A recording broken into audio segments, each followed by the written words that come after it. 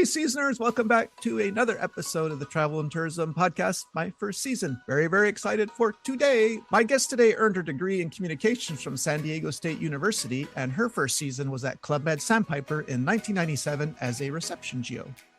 Although her initial ambition after college was to work for Contiki, and we're going to get into that amazing story, she has since become a prolific and award-winning songwriter, artist, best-selling author, producer, and publisher.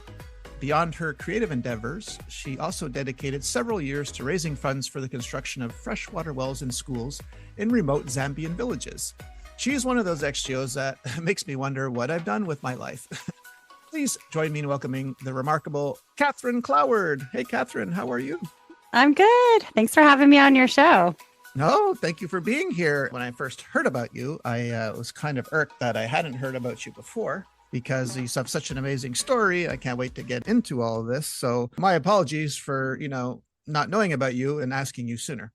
Oh, no worries at all. And thanks to Kendra for reaching out. She was actually at Sandpiper with me, and she was a nurse at Sandpiper, and she went on to do a bunch of other clubs, but she connected us. So I'm so grateful for Kendra and social media, because this is how we all have stayed connected over the years. Exactly. Thank you so much, Kendra. Kendra has got me out of a jam a few times. So thank you, Kendra. I love this story of yours, like before Club Med. You have a degree in communications at San Diego State University, but when we were talking before the interview, you told me about Contiki. I love this story. So can you just please recount it one more time for me? Sure. I grew up in San Diego, California, and I paid for my own university experience. So I went to community college for 2 years, and then I transferred to San Diego State. And the summer before I graduated, I went to Europe with one of my good friends, Brooke. She was graduating. So it was like our graduation trip to Europe. And we went on a Contiki tour, which is like this whirlwind, 11 countries in 13 days bus tour. And I loved it. It was a really great experience. And when I came home, I was like, I want to do that. I want to work for Contiki. So Greg, I like did what I do. I like took the ball and ran with it. And I just like hounded these people. And I really was focused on getting a job with Contiki. I told everybody I was going to work there, even though they were like, Kathryn, we usually don't hire people straight out of college, because, you're touring people around who are older than you. Have to have a lot of, I would say maybe like life experience, responsibility. And I hadn't necessarily had that yet. Long story short, I did not get the job at Contiki, and I was devastated. But it was during that process of like wanting to get that job, there was somebody who was a friend of a friend who worked there. And she said, Kathryn, if this doesn't work out, hint, hint, you would be perfect for Club Med. And at that time I was like, yeah, whatever. And then of course I didn't get the job at Contiki. Whoever drew the short straw to have to call me and tell me I didn't get it, I was like tearful and everything. And then a few days later, I applied for Club Med, and I went up to LA for this interview, and they had one spot available, at Sandpiper. So, I pitched myself as you do in an interview. And then I believe his name was Antonio, sat down with me. And then he's like, well, let me explain to you about Club Med. Because Greg, I didn't know anything about Club Med. And so he's telling me about the job that they had opened. But then he says this, which was like, oh my gosh. He says, Kathryn, we don't hire outside entertainment. The GOs, the workers, are the entertainment. Like, you will be in stage shows. And I was like, what? Like, I'm so excited. I was like, I get to work and be in stage shows. And he's like, yes. And he explained the whole thing. And I was like, this is the job for me. And honestly, Greg, I think I was on a plane to Sandpiper like within 10 days. It was just happened so quickly. And that's just how the universe works, right? Like, we could be focused on something that's our own will, but we have this other plan. And so I loved it. I mean, I went to work for Club Med, in the reception, but I was really there because I wanted to be in the shows, which I was. Okay, so that's the exact opposite of me and a lot of GOs, because I was trying to avoid the shows. But so you probably were one of those ex-GOs that walked up to the choreographer when you got there and went, put me in everything, right? Well, at reception, we weren't able to be in everything because like our shifts were from I don't remember, it's a long time ago, but like I think we started at 8 a.m. and we went all the way up to 11 p.m. on the reception shifts. So we couldn't be in every show. So our manager had a real, like individually, like people from reception could be in the show. So we had to rotate shows. And so she always had like a pretty, I would say strategic job to make sure like we were doing our shifts, but then also making sure that those of us that were in like particular shows could be there for the rehearsals and the shows. So, I mean, trust me, Greg, if I could have been in every single show, I would have been. And a bunch of I remember a lot of the GOs that worked, let's say in the I don't even remember what it was called, the shop, the retail store. The boutique. The boutique. Sorry. It's okay. It's been a while. That entire team was always in every show because, I think their last shift was like 8 o'clock or something. So I was in every possible show I could possibly be in, and I loved it. I absolutely loved it. Now, I want to get into the singing later, but at this point in time, were you singing on stage at Sandpiper? Yes or no? Sandpiper had a few people who did like solo performances. So there were, one, two, three. I want to say there was like three of us who did it. Sophia, who was like the chief of, I think she was in charge of the bank at the time. She'd been a GO for a long, long time. And then my good friend Kelly, who was on reception with me, she was a great singer. And then I sang. So we did solos, like kind of rotating through shows. And then there were, a few guys who actually sang, men who sang as well. But so there were different shows that we did that had actual singing parts. I remember we did this one show where we transformed it became like a country kind of hoedown show, but it was like this interactive thing. It wasn't like everyone sat in the theater and watched. It was like this interactive night. And that was just totally my jam because at that time I loved country music. So I remember I sang a Trisha Yearwood song and it was just fun. I mean, it was just, you could be as involved as you wanted to be or not, or you would be involved if you didn't want to be like what you're saying. Yeah.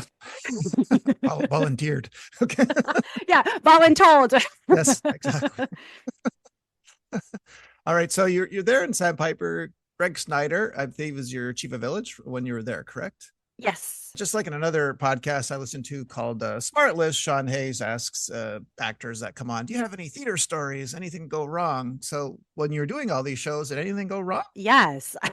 One show we did. So in Sandpiper, it was also like U.S. corporate office was, kind of on the property down the way. And so there were different things that happened on the property. And I remember one, I don't even remember when, but like for a few weeks that they were renovating the main like ballroom and they had another event there. And so we had to move the shows into the disco. And so they had set up the disco with, in a theater style, and they'd set up a stage with, the curtains and everything.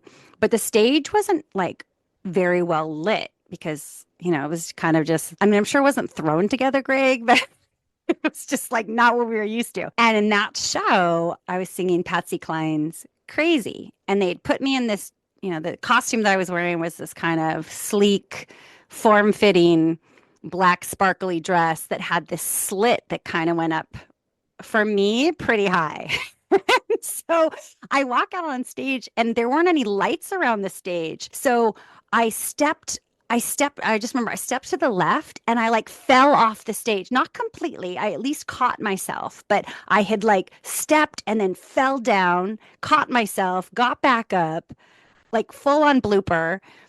And now this dress with this slit was like higher. And I just stood there and was like crazy. It was just, and I literally have like flashbacks about that. Like, oh my God, that was probably like the worst performance I ever did. And I wish I had the wherewithal to say, hold on one second, let me pull myself together. But the song had started. I had to keep going. So yes, but that was the thing, Greg. It was like the show goes on. The show must go on. And you just had to, I learned a lot about adaptability and being ready for anything.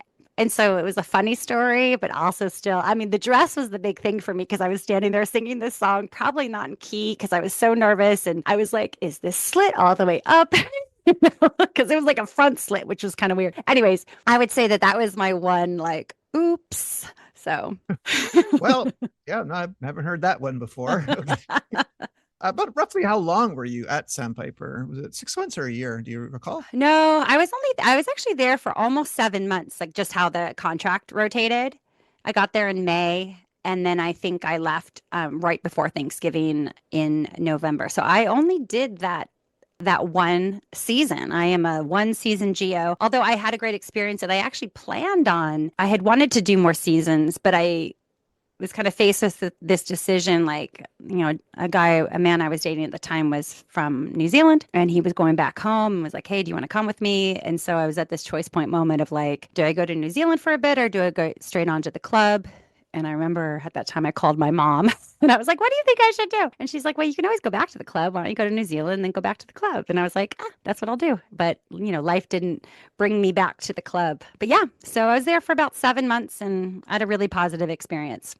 This must have been a really good looking son of a gun, I'm guessing, right? What? Yes. He was a great man. He was a great man. To this day, his name was Marco. He was a really, really good man. Was he a GO? He was not a GO, but okay. ding, ding, ding. This is where you can connect the stories. Is he worked for Contiki, which is why it was one of the yeah, you're like, yes. Okay. So he had worked for Contiki and we became, friends and then we dated and he was quite a bit older than me at the time. I mean, he's quite a bit older than me. And so at the time he had a lot more world experience than me and he was just really fascinating and a really kind man. And so he was kind of wrapping up his Contiki adventure and going home. So I went and lived in New Zealand for a year. And at least with, Contiki, you would have been probably on a bus for most of your trip, right? Had you worked there, whereas in Club Med, I guess, it was more stable, right? Working in a resort. Yeah, I think that was kind of the thing is, if I would have gotten the job with Contiki, I would have been in Contiki, US, would have been traveling around the United States. That was the big thing. Like part of their interview process was like I had to have all this knowledge of national parks and all this stuff. And that was, part of their process. Like, can you come in and present this information? Because you had to almost be like a history buff, geography buff. So yes, again, everything always works out the way that it is intended. So that wouldn't have been, that's fun to do. In hindsight, Greg, that was fun when I was actually traveling it, but to have that be my reality every single day on the go, that wasn't really appropriate for me at the time. Whereas living at the resort and working at the resort was like perfect for me. It was a perfect place for me to land. Yeah. And you're still in the States, if you wanted to, I guess you could sneak out to see a movie or go shopping, right? We could. That was actually the best thing about being in Florida. It was a good segue for me, or I guess like introduction into club, because a lot of Americans, not all, but many Americans started out at Sandpiper, or I guess, was it Copper Mountain, American clubs. Yes, we were in Port St. Lucie, right on that inner waterway. And there was, we were kind of in a neighborhood almost, where the club was. And so I remember this one GO, she had driven down from like New York and she had a car. So we were like, oh my gosh, can you take me to, XYZ? We'd go to Walmart or whatever. And it felt like, like some sort of, we weren't completely remote like some other resorts where that was your only focus. So we could get away and go do some quote unquote normal, things. Well, since you were well-traveled already before you started working for Club Med, when you got to Sandpiper, did you have what I call any Club Med culture shock? Since you had never been before and it's its own little thing, right? Like if you see people dancing crazy signs all day long, you're like, what is it? What's going on here? What are they doing? No, I loved it. I grew up with Dirty Dancing as like the anthem of like my life, right? So like it was like they went to Kellerman's and there, all these dances and stuff. And I'm like a full on Gen X, love Grease 2 over Grease 1, I'm glad you brought up that movie because that is kind of like a Club Med where they were that resort, Kellerman's, yes, including the GM show that they put on at the end of the summer season there. Okay, exactly. So I was like, this was and I actually tell people that this was my Kellerman experience. I mean, this is what I've told people over time. It's like, this was my Kellerman's experience. Like it was the time of my life at that stage of my life. I had so much fun, but also I think the shock, Craig, was like the amount that we worked. Like I grew up thankfully with like a really strong work ethic and we just worked or volunteered. It was just like, I did chores. Like it was just like work wasn't foreign to me, but just the fact that I worked there, I think for, like I said, pretty much 7 months. I think I had like 3 or 4 days off. One of those being when I was super sick. another 2 when my mom came to visit, and my manager Annie was like, no problem, Kathryn, you can go travel with your mom, for 2 days. But like we just worked, like it was just nonstop. Like you had to be somewhere at all times. It's just club life. So that was probably the culture shock that you were on. Anytime I was out of my room, we were on. And that is exciting, but also a bit, energy depleting. Yeah, you can't have a bad day, really. You have to always be, smiling, especially you're face front, you're at reception, and people are always coming up to you, which leads me to my next question. As a reception G.O, do you recall any funny or interesting requests that you had while you were there? Because, I heard my share of just hanging around the reception waiting for arrivals. Like guests would come and ask, why is the ocean so blue? You would get the most random, or someone trying to cook something in their room and they realize, well, we don't have microwaves. That's the safe you're talking about, sir. These are actual things that happen. So I know it's a long time ago, but does anything come to mind? I know. I don't actually recall any of those specifics, but we did have, the hard part about reception is that you kind of, people have been traveling I just remember this, people were traveling all day. They were tired. If their room wasn't ready, there was just a lot of like putting out fires with people, having, people can be a little on edge when they arrive because they've had these long travel days. And then, 2 days later you see them and they're like, hey, how's it going? Because now they're relaxed. But I remember, I just say this, I remember we had a pretty robust lost and found, right? So if anybody had left stuff behind, it went into this box that was kept in the back and with the chief of bank. And if things had been left for like, I don't remember how many months it was like 3 or 4 months, that she kind of had this cycle of things, and eventually like they'd get donated or we could kind of like go through it. So it was kind of cool because every once in a while I'd be like, oh, that's a cute shirt, I'll take it. But I think that that cycle of being at reception, it was like it was the job, but I was there for, I was in the water ski show and I was in all these different shows, and that was really fun for me. I was really focused on like the joy of the entertainment of it. Which numbers did you do in the water ski show? The pyramid? No, I'm like tall. I'm like 5'8". We did this trick. We did a few tricks. So we had 3 of us on slalom skis. We did this kind of over under kind of weaving thing. That was pretty cool. What else did we do? So since you were 5'8", no one asked you to do the bruette with them, I'm guessing. No way. And yeah, no. I mean, come on. I'm not that. But we did have this. I'll tell you what. We went through. I think we had like 4 different aerobic instructors during the time I was there. Like they just burned out or whatever, life happened. And I remember one of the aerobics instructors, she was tiny. She was probably like 5 foot, maybe 85 pounds. And she was fantastic in the water ski show because they did all that with her. So she was like the perfect person to be on the pyramid and all that stuff. So that was pretty fun. Yeah, water ski Joes will like size up the girls as they were, arriving. So someone like that, that's a bruette material right there. Exactly. So everyone listening, we're going to deviate slightly from Club Med, but we're going to go back to Club Med because Kathryn, obviously, what she did after Club Med is pretty outstanding. So you told me that, and I'm curious if you played guitar in Sandpiper, that you had learned to play true or false by VHS tapes to play guitar. Is this true? I did. I'd wanted to be like Winona, I wanted to be on stage. And I think I was like 19 when I first met Winona. I met her a few times, and that was the first time I met her. She just had so much attitude, and I appreciated her. So anyway, she had this black guitar.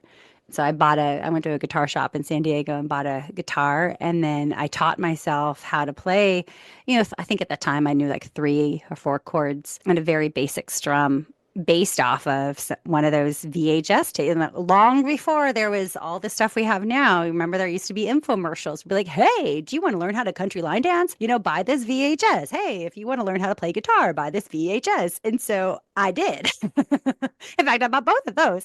And so I just taught myself how to play guitar, but I wouldn't say that I was, it wasn't until a good decade later that I actually started, actually probably 15 years later, until I really started focusing and actually wanting to play. There was like So I didn't bring my guitar or anything to the club. I wasn't at that stage yet. I was in the, oh my gosh, I'm going to show up to a coffee shop and do an open mic stage, and I'm playing in my bedroom, my living room stage. But it took me a long time to really do what I do now. Well, what came first?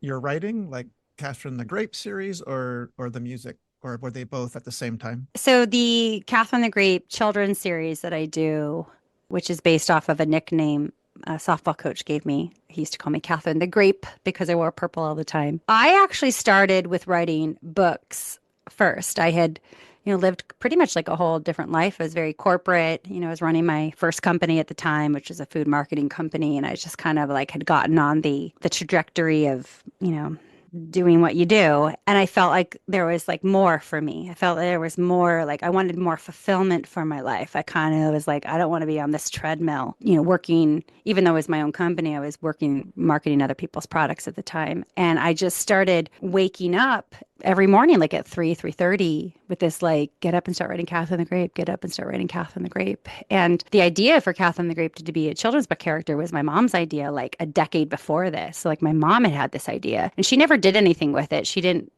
follow, it was just like an idea she had. And then she and I talked about it a few times, but nothing ever happened. So then, 10 years later, I was getting this kind of internal, call to action. I would call it a divine call, and I was just being woken up to write. And I just stepped into this creative space just fully, and I just started writing. And I started with books, and then a few years later, I had my own radio show. It was called The Ripple Effect with Kathryn Cloward. It was like before podcasting was a thing, internet radio was a thing. And so I had this radio show that I was hosting and co-producing. And one of the guests, actually two different guests I had on, were female singer-songwriters who had, different albums that were coming out.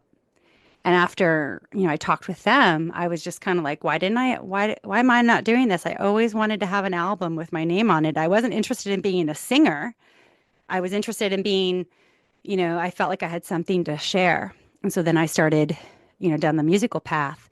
So it was just like this organic opening of my life into the creative, which is just really the artist life is all about being creative. And, so I have that aspect of me while I also, run the business behind the scenes of making sure that, I'm publishing and producing and protecting all of my own intellectual property. What's harder, writing or like writing your book series or writing a song? Well, I don't think either is like harder. It's kind of like more like, for me, it's really like kind of like receiving it. It has to kind of like flow through me. But the books, the books I do are illustrated books, and I do the whole thing. So I write the stories, but then also each page, I know what I want on the page. So I'll like storyboard that out. And then I work with my illustrator to bring to life like what I see, in my mind. And so because my company owns the entire series, it's like, I'll write it, I'll have the story, I'll have the visual, and then I have to have that come to life with the illustrator. And so there's more steps involved as far as bringing a book to life. But also, like, with a song, I've written songs in as little as, less than an hour. And some songs, they just kind of walk around and travel with me for a few days. So I don't know. I don't think either is harder. They're just like kind of different aspects of my creative, wheel. Well, I'm always amazed and mystified about how when someone writes the song, okay, that's hard enough, but how do you know what music to put with it or chords? Like I'm always like, I can never understand that part, because writing it is one thing, but then doing all the other stuff that goes with that song is another. So is that hard to do? Well, when I first started writing songs, I didn't have the music piece to it. Like I co-wrote. So I wrote with a few other co-writers who wrote.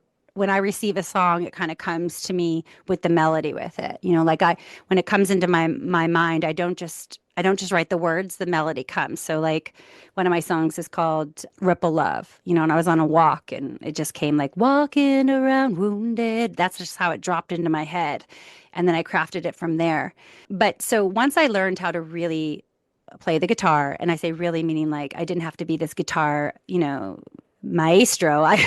I'm just, I can play, the chords that I can play and the strums I can play, but I know what I like. And once I learned how to play the guitar and be able to figure out the right key to be in and all that stuff, then I started writing my songs top to bottom. So writing the full song, the lyrics, the chords, and the melody, and which was really important for my own self-expression. So collaboration is a beautiful thing and it's important, but also for me, for my creative expression and artistry and some of the things I needed to feel like they needed to purge out of me, it was really important for me to craft those songs myself. And then I hire and bring in whether in the past it was a producer, but now I work with, I produce my own records with another co-producer and arranger. And so like, I'll be like, this is what I want the arrangement to sound like. And then I work with really talented people who are really good at what they do. And they bring all that to life. And it always ends up sounding much better than I could have ever imagined. You are a voting member of the Recording Academy and a Grammy Awards balloted artist. Can you explain to a dummy to me what that means? The Grammys, the Recording Academy is the organization that advocates and does a lot of work for music creators. And, probably the most recognized work that they do is, the Grammy Awards. And so while there's mega stars in the Grammys and everything each year, there's also a lot of people who are like me, who are independents and independent music. It's awesome right now to be an independent artist because the music industry has changed so much that no longer is everything monopolized by the major labels. And so being able to be a woman in the music industry that is advocating for music rights is really important to me. But then also to be part, you have to get vetted to be a voting member of the Recording Academy, which means that I can vote in the Grammys and also have the opportunity to have submissions and whatnot for people that I work with and also myself. And so like I'm in the arena. And I think like the first time, Greg, that I ever attended the Grammys, the one that I actually was really, really inspired by is the premiere. There's 2 Grammy Awards ceremonies. Most people don't know this. There's the one that we see on television, but then there's also one that's called the premiere Grammy Awards ceremony, which happens a few hours before that one. And it's kind of like the bulk of the Grammy categories. I can't remember how many categories there are. I want to say there's like maybe 70 categories. Like I'm off on that. But so most of the Grammys are presented at this first one that isn't televised. And I remember the year I was there, I was in the room and I was like, I'm in the room and I was like, I'm here. And I felt inspired. I was like, okay, I just, it's like kind of like elevating my energy, elevating my game, elevating what I was doing. I was very inspired to be in this room. And so it's kind of, I don't feel any need to have the validation of a Grammy. It'd be really fun. Wouldn't that be so cool? To be nominated and to win. But ultimately being able to create music and own my own music and be an artist that's expressing what is uniquely Kathryn Cloward, or through my children's music, Catherine the Grape, is very, very satisfying for me and is the fulfillment of my own living legacy. And in addition to this, somehow you find time to write a book of poetry called The Spirit of a Bear. Now, since I'm an English literature major, I was curious, is it because you were writing songs then that you were able to write poetry? Because poetry, you either love it or hate it, or you're good at it or you're not good at it. I'm not good at it. I like it. But did it come as a result of writing songs? That's actually a really good question, Greg. What was happening for me? I mean, lyrical songs in many ways are very, you have to be very crafty with words. For songs, you got to get a certain amount of words in at a certain amount of seconds, and just like how the melody works. And so my songs naturally had quite a poetic feel to them. And so, in fact, some of the songs I've put out, like a few of the songs I have, like barely even have a chorus. They were more like poems that I created the melody and the music to. But what was happening, Greg, was that I had a number of pieces that came to me that I thought would be songs, but then they kind of like they never. I didn't quote unquote finish them as songs, but they were really important things that I wanted that were part of my own journey. And so I thought, well, maybe I'll do a poetry book one day. There was a time a few years ago where I was like, you know what, I felt, guided to do that. And so because there's things that I wanted to share and say for my own personal, healing and liberation and just processing life. And I was able to do that through poetry. And you're right, some people, poetry truly is like, it can be anything. Like it's so, it can be anything. It doesn't have, it could be rhyming, it could be not, it could be, I mean, there's just, so when people like get super analytical about poetry and they're like, it really is just like, how does it make somebody feel? And how does it make, number one, how does it make me feel to release this, from within me to write it? And then when you share something with the world, you put it out there into the world, you're allowing yourself to be released from it, and then it becomes whatever it's meant to be for other people. So, yeah, I think some people love poetry, some people, it's not their thing. But The Spirit of a Bear is a collection that's pretty darn vulnerable, for a woman's journey. I've lived a lot, I've been through a lot, I've experienced a lot, I've kept my mouth shut about a lot, and my book was a way for me to be able to say, hey, this was hard. But then also on the other side, there's hope and healing and love and goodness. And that's really like the journey of life. We want, everything doesn't always end up with like this perfect 28-minute sitcom that we all got used to when we watched, all the shows growing up. And so that we can kind of, it's like this never ending onward progression of our life. And that's really how I see poetry, is that it can be, it can be 5 lines that are meaningful. It can be, a whole story. It's just like wide open. Excellent. So listening to you and your accomplishments, and this is why I mentioned in your intro, you make me you make me think what the heck I've done with my life, because somehow I think you must have asked yourself, I'm not busy enough. I want to help build freshwater wells in Zambia. So how does that happen? Well, that was actually, I was doing that. That was work that I was doing before all of this. So at that time, it was actually prior it was right before I had my son. He's 18 now, and into the few years of his first few years of life. But at the time, I had been attending a church where I was working with the teens. I was a teen, like in the middle school youth group leader, and I really enjoyed it. And there was an opportunity where we were working with an organization that was building freshwater wells in Africa, and we were raising money for that. And then there was this opportunity to go to Zambia and Zimbabwe to kind of see, all of this in action. And I happened to be somebody who got to go on this trip. And it was really kind of like a vision trip to like see and experience it. And honestly, it was just like super impactful for me.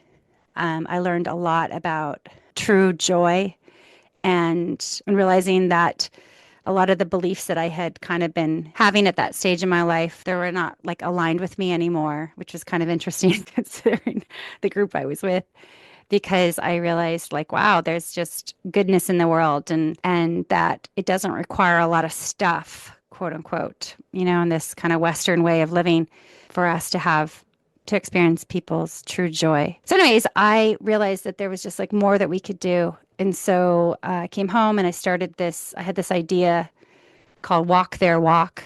And it was we did this, I remember something that was really impactful to me, Greg, was like learning about how, children, both boys and girls, would walk, 5-6 miles each way to attend school each day. And then often the girls in the village would, abdicate for their brother. If there was only one child that could go to school, the boys would go.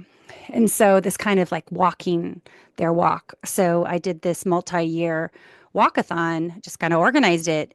And we did it in multiple cities like this. And it was Walk Their Walk, where you did a 12-mile walkathon, walking their walk. And it was just very experiential is the word I was looking for. And we raised a lot of money to help build more wells and help finish. There was a school that they were trying to build in Zambia, and we completed the funding of that project. So, but ultimately all of that work, Greg, helped me realize like there's just goodness to be done in every community. And so most of the work that I do now is wanting to make sure that I'm sharing that goodness with the world through message and all the work that I do with children. And so it's all kind of like these stepping stones of our life that shape, who we are and and how we show up on the planet. So that trip to Africa ignited a lot of change within me that was unexpected. And I'm grateful for it. And this is why I said what I said. This is excellent. Okay. All right. Now let's swing back to Club Med a bit, because I have some questions for you. And one of them is, you worked there about 7 months, 9 months. So who did you like working with? Did anyone there make an impression on you? Anyone you're still in contact with? Yes. Oh my gosh. I'm glad you asked that. So, thank you to social media, the positive impact of social media. That I'm actually still through social media in contact with quite a few people who worked at that club with us that season. But that team that I worked on, that reception team, with Jill and Christy and Natalie and Kelly Hammett's still like one of my close friends. We've been friends for all these years. But our manager was a woman named Annie. And Kelly reminded me the other day, we used to call ourselves, I think Kelly came up with it actually, Annie's Angels, like Charlie's Angels, but Annie's Angels. But Annie was our manager, but she was really kind of like this like team mom. She was really nurturing and kind, and she had an incredible impression on me. I mean, I remember I was sick at the club and she like took care of me, but she was just incredible. And I've kept in contact with Annie all these years. She married somebody from the club, Teach. And so Annie, in gratitude to how the impact she had on my life, one of my original, like early Catherine the Grape books, where I had children as characters in the book, where it was called Piece of Love, how we all have a piece of love to share and that comes together as a puzzle piece of on our planet. So like a piece of love for a puzzle piece creates peace on the planet, that we all come together to do that. I was kind of selecting some kids to be in the book that were, children of some of my close friends at the time. And then also Annie and Teach have 2 children. And so their children are in that book as well. And so actually, dun, dun, dun, dun, dun, Annie was in town recently with her daughter looking at one of the universities. And we got together. We hadn't seen each other in years and years and years. And I actually had never met their daughter, Keshi, in person, although we've all been in contact over the years. And so we just had this little lovely reunion. So honoring the positive impact she had in my life through, putting her children in my book was a big thing. But just still to this day, I think if I can say, like, one of the main reasons I had a positive experience at Club Med was 100% the team I worked with, which was, Annie's leadership. And I'll never forget how kind and good she was. She just was this loving woman, and still to this day, of course, but she was just so loving and kind to us. And to me, I'm in deep gratitude to her. Wow. May we all be remembered that way, right? I mean, that's pretty incredible. Jeez. Okay. And I think we mentioned Kendra at the start. She was the nurse, right? I guess when you were in Sandpiper? Kendra was so rad. So Kendra, there was 2. So Kendra was in like every show. Well, actually, the 2 of them. So anyway, so Kendra was one of the nurses, and so she was in a bunch of the shows. Oh, Shira, I'm sorry, Shira. Yes. Okay, Shira, sorry. Yes, they were both. Yes, there's that famous photo that they posed with. Boy, I like that photo with stethoscopes and their bathing suits. Yes, that's right. Yes. Sorry. Yeah, both guests on the show. Love you guys. Yes. I'm sorry, Shira. I like her. I was seeing her picture, but her name was escaping me. But no, Kendra and Shira, like, they were like such good friends, and they were like in every show, just really nice, lovely. And of course, they're just gorgeous women inside and out. And I believe they continued working at the club. And that's one of the things, like, over the years, I've noticed, through social media, they vacation at the clubs a lot. And so it's kind of fun to see what a positive impact that experience, overall, the Club Med experience has had on their life, like raising their kids, going to the club. I think that's just so cool. Yeah, exactly. You want to play some rapid fire with me? Questions? Okay, whatever speed that's going to be, Greg. Let's see. It's funny. I don't know why I don't know why I call it that, because when I listen to myself edit, these questions just are not, either they're answered too quickly or they take a long time to answer. So I think I should. So basically, you're saying like just 1-word questions, or no, excuse me, 1-word answers. Yes or no. Like if I said, for example, this is rapid fire with Kathryn Cloward. Do you have a recurring dream that you're back at Club Med? Now this could No. be a no, a no. Yeah, see, that's fine. Cool. Next one. Did you learn? I'm assuming you learned to water ski before you got to Club Med. So, but did you learn any other skill like trapeze or something? Oh, trapeze. I loved circus. And yes, I did trapeze while I was there. That was actually completely out of left field. Would have never expected that, but I did enjoy doing circus on my free time. Okay, so this question could be in two parts. Did you meet any celebrities in Sandpiper? No. Have you met any celebrities since Sandpiper? Yeah, I have actually. Well, wait, let me ask you, was there one that you were starstruck? I'm assuming you've seen so many by now because of your career. Is there one that left you starstruck? Like you were really nervous to? Like I said, Winona, like I love Winona. Like I grew up with her music. I met her when I was like 19, but then I again met her like in my 30s, right before I started my own music career. And I just remember like, yeah, like, okay, sorry, this is not rapid fire, Greg, but like It never when is. I, Okay. but here's something about me. Like so many people that know me, they, I call it malfunctioning. When I get nervous, I malfunction. Like I am cool as a cucumber. I'm chatty in normal life. Like I have, I can, I'm, appropriate confidence in talking with people. But when there's somebody that I'm interested in, like, or like, like maybe intimidated by, or I don't know, like whatever comes over me about this person, I like them up. Like I cannot talk, or I talk too fast. And so I always tell my friends, oh, I just had a Kathryn malfunction moment because I was like off my normal game. But anyways, I tend to do that. Like, and I did that with Winona the last time I saw her. I wasn't like cool as a cucumber. I was like, Oh, I thought you were going to tell me you met Henry Cavill the way you were talking there. Like that seems to be someone, yeah, even I would malfunction over. Yeah, no, seriously, but I'm working on it, Greg. I'm working on this. Okay. So that I just show up as Catherine, not malfunctioning.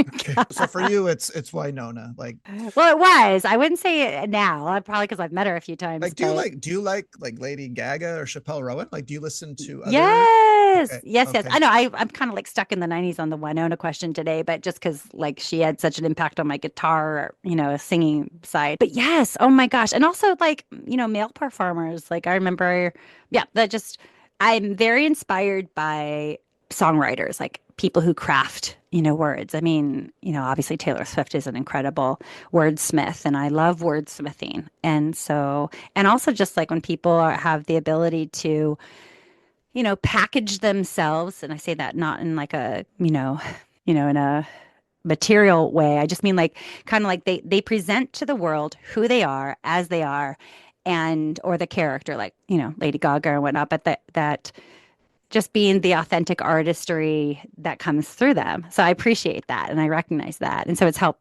shape me to know what I will and will not do, in the world. Have you seen a Taylor Swift concert? No, I No? have Okay. not. Okay, me neither, but I hear that, she puts on quite a show. Yes, I mean, she's really blazing a lot of, I mean, she's really opened up a lot of doors and created lots of opportunities for people, but also just like that, representation is really important, right? And so when young girls and boys, but like, for me as a female coming up, when I was growing up, like it was really important for me to see other women doing what I dreamed one day I could possibly do. Right. And so different artists, I grew up with the Go-Go's and I grew up with Joan Jett, like I was like, wow, I wanted to see these. So any woman that was kind of like leading music, that representation allowed me to think like, wow, I could do that. I could do that one day too. Right. And so in the music, arena of all the female artists that are out there, like what Taylor Swift is doing, is showing people what is possible, that it's possible, that representation in so many ways matters, and seeing that across the board in whatever it is, like when, children see I mean, obviously I'm a woman, so this is all very important to me, that the representation of women in all industries is really, really important, because then it becomes something that other young girls can strive to be, but also I'm raising a son, and it shows that the path of what women are in our society, it can be very diverse, and we all have our unique place, to be in this planet. All right, I've renamed it. Last question of Slow Fire. Okay, so this is I Slow know. Fire. See, This is Slow Fire with Kathryn Cloward. No, but they were not yes or no questions. I know, but it's okay. But everyone answers the same way. Did you have a favorite crazy sign? If so, what was it? Yes. Oh my God, I still do it. I like to move it, move it. I like to move it, move it. I love that one. Move it. Yeah, I like that's an amazing one. Yeah, I love that one too. No, you're right. That one brings the energy for sure. Yes. Hopefully it's not elegant night and you're sweltering and 85 degrees and hopefully. Yes. Right, Kathryn, we are coming sadly to the end of this interview, but I just want to let the listeners know that the link tree, which shows all the links to your books, your poetry books, Kathryn the Grape, your music on Spotify, Apple, Amazon, and your YouTube channel. So seasoners, please go over to YouTube and give a follow. It costs nothing to follow an XGO on YouTube, but the links will be with this podcast episode. And please go to the My First Season Facebook page to see photos of Kathryn and the links to all her music and books. So in closing, Kathryn, I'm wondering that, I'm seeing that it's, Contiki's loss is Club Med's gain. So are you glad that you had the experience with the Club Med?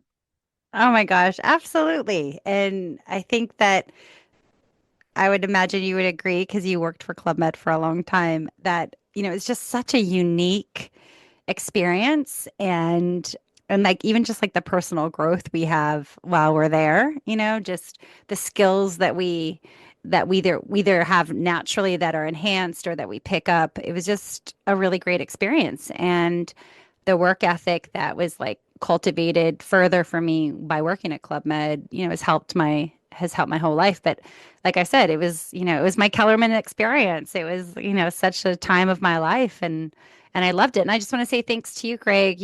Probably just like at Club Med, people don't realize how much work goes into what we did at Club Med, the same way that I don't think, people really know how much work goes into running a podcast and having a show like this. And I recognize that. I know how much prep you did before we even talked. So I appreciate you and I appreciate this show. And I'm grateful to have the opportunity to have this nostalgic time with you. Oh, me as well. Thank you so much for saying that, Kathryn. That comment's going to keep me going for another few months. Thank you. Good. And really do appreciate taking the time to share your story and big appreciation for having a mic. Oh, you sound amazing. Okay. And well, remember when we all when COVID hit and all of a sudden everybody was like, whoa, we had to start doing things from home, and we, had these, everybody was having to all of a sudden have these cameras for work meetings and all this stuff. It's like the technology, ramp up of information and wisdom that we all had to gain, far outreaches anything that we ever thought we'd have to do prior, Yeah, I was starting to see my coworkers dress very, very comfortably on camera there for a couple of those Zoom meetings. Yes. I love those bloopers where they show no, the bloopers when they show somebody they get up and there's just so many fun bloopers of Zoom meetings, corporate meetings all of a sudden where someone's kid runs in or something. That was my favorite. I think the guy was in England. He was a newspaper reporter or doing the weather, and his kid just wouldn't get out of the room. And then the wife was trying to sneak under the camera, but the camera was on the entire room. And yes. You're right. Luckily, I didn't turn up on one of those blooper reels, but yeah, few people didn't know that. Yeah, if you take your iPad into the bathroom, they're going to hear everything.